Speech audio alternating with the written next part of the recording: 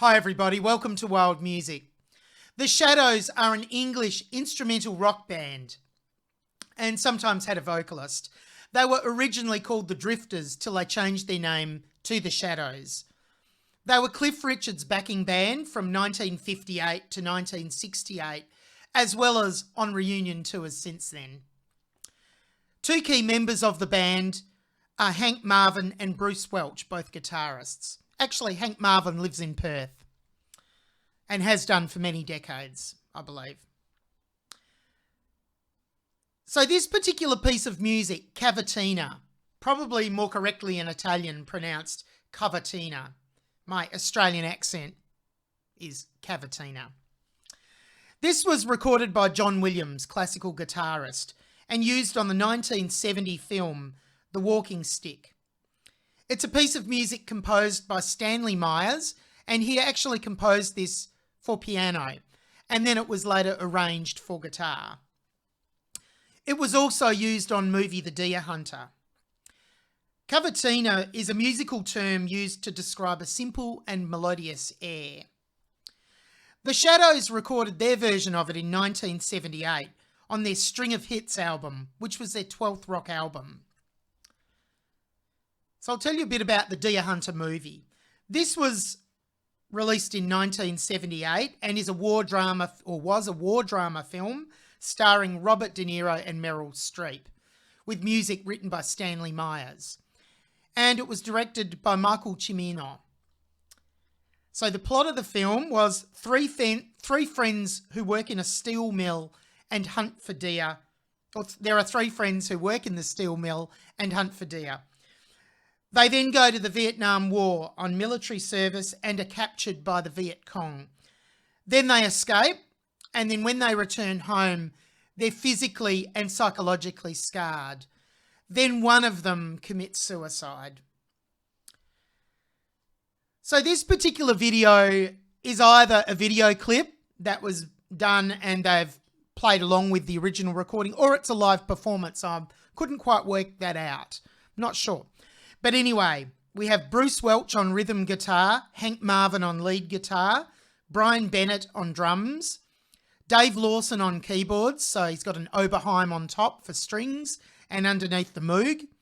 And I think it's Alan Jones on bass. I'm not 100% sure, but I know Alan Jones was on the original recording they made. So if this is like a video clip, then I'm pretty sure that would be him on bass. Someone out there may know the answer to that, but I'm pretty sure. Anyway, let's hear this beautiful piece of music, Cavatina.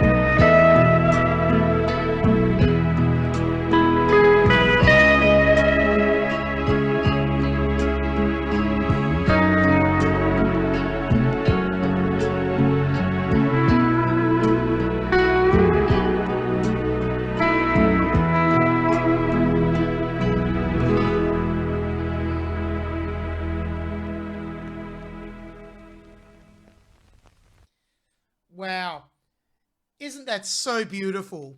But at the same time, it's so haunting, especially in reference to the deer hunter and the theme of the movie. Wow. But it's just, it has such beautiful chords as well as that beautiful melody. It's actually got a lot of higher chord extensions rather than your standard major or minor triads or dominant chord. It's got major 7 chords, a 4-note chord, and minor 7th chords, and there are a few 7 suspended chords as well. So these really add to the coloristic elements within this particular piece of music and give it that flavor, or it's like a splash of color, or that timbral quality that, well, not timbral quality, but that extra quality that just colors the music somewhat. I'm going to play it again all the way through, then I'll walk through elements within it. But I'll play it again, and you may like to listen for these few things. Firstly, Hank Marvin's use of the tremolo arm on the guitar, sometimes called a whammy bar. It's called a tremolo arm, right? But in actual fact, a tremolo arm, that's that bar that he moves around and you hear the tremolo-y sound. Well, in actual fact, it's a vibrato sound that the tremolo arm creates.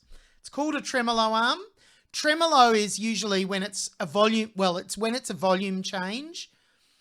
And the tremolo arm actually doesn't do the volume change. What it does is a very, very slight pitch change, which is what vibrato is. So it's just an interesting fact. Tremolo arm actually creates a vibrato sound, not a tremolo sound.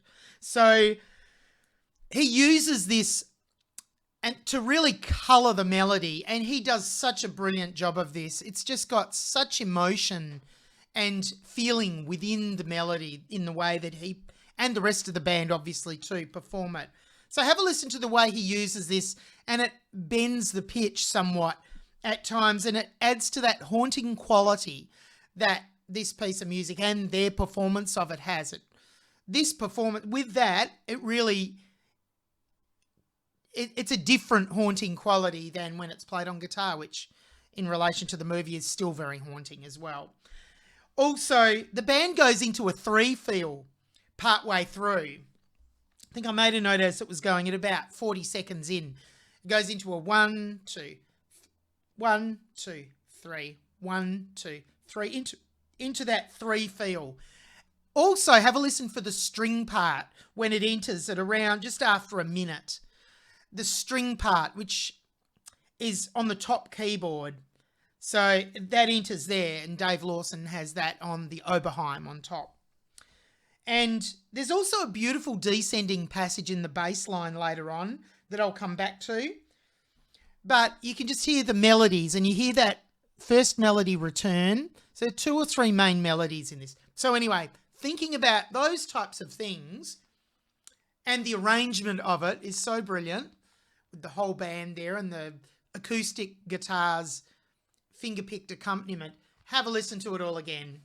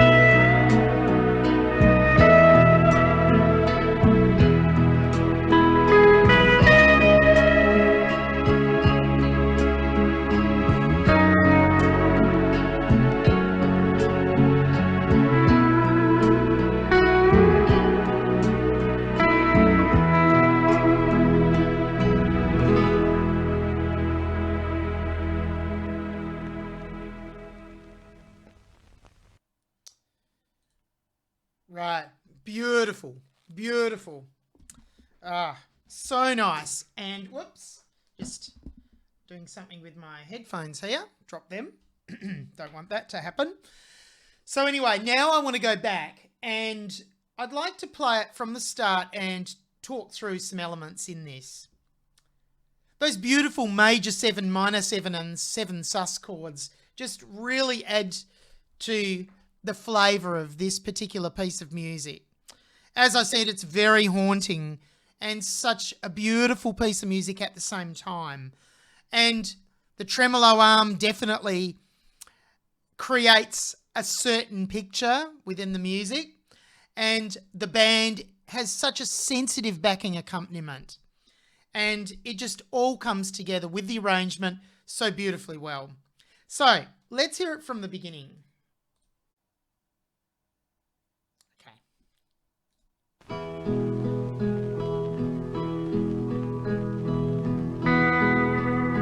the lead guitar's entered here.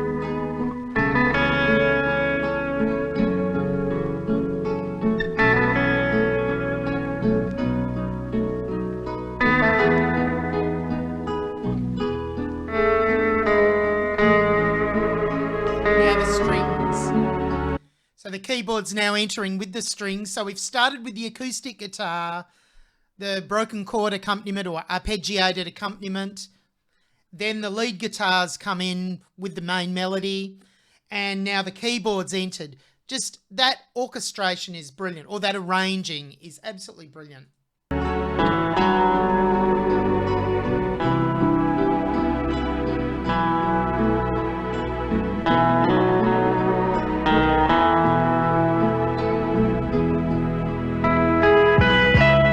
Drums are entering, and the bass.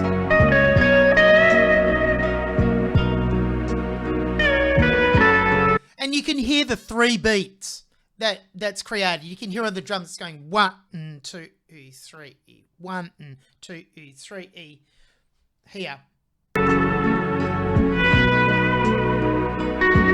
And it's got an 8th note or quaver figure going on the hi-hat that he's playing on his hi-hat of the drums.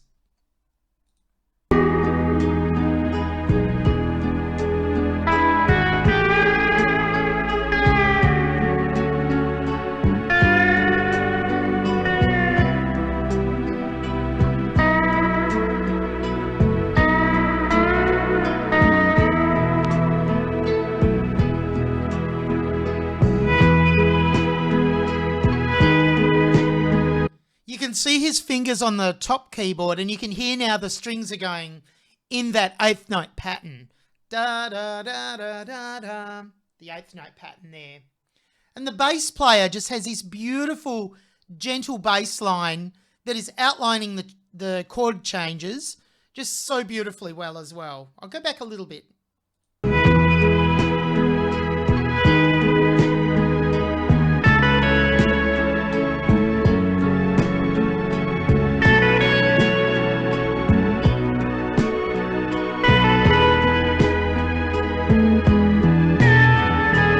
Now that bass line pattern there, the descending run that he did, absolutely brilliant.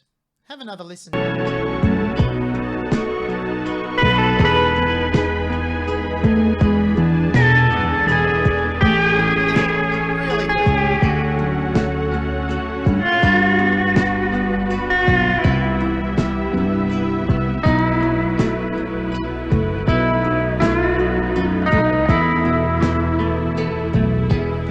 So Hank Marvin has the tremolo arm, and there could be a possibility of overuse of it, but he doesn't overuse it. He just uses it in such a sensitive manner, and where the melody where tastefully it works. He's chosen where to use it and where not to use it, and it's beautiful the way he does it. I love it.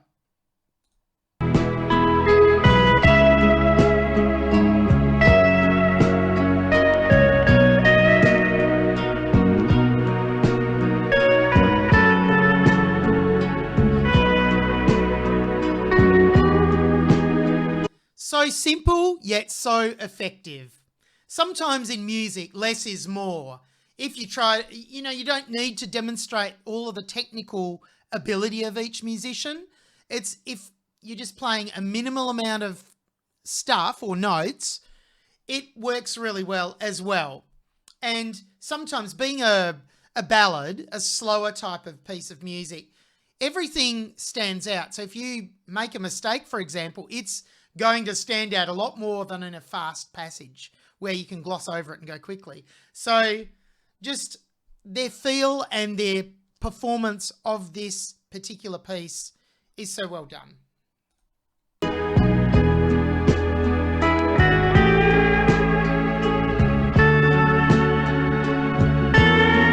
Now going into this third different section.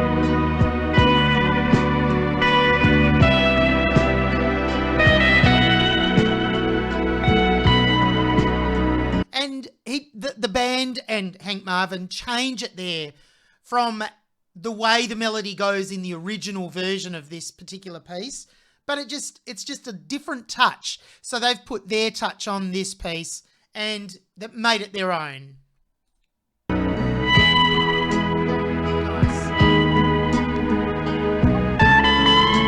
Now we're back into that first melody, and you can hear now on the lead guitar there, Hank Marvin's playing it up an octave to where he played it previously, so it's much higher. I'll go back a touch.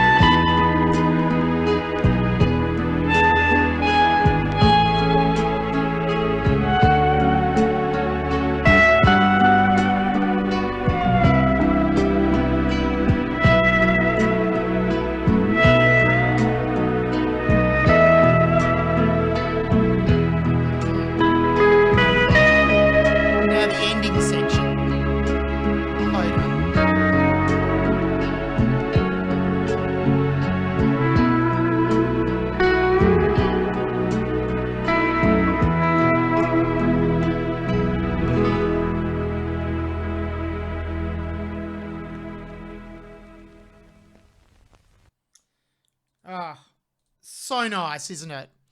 What a beautiful piece of music, and what an absolutely brilliant treatment of this piece of music and performance or recording from the Shadows. And definitely the tremolo arm adds to the haunting character, but the whole band are brilliant. Great musicians, and it's a fabulous arrangement of this wonderful piece of music. Cavatina, the Shadows. I hope you enjoyed it, and I'll see you very soon.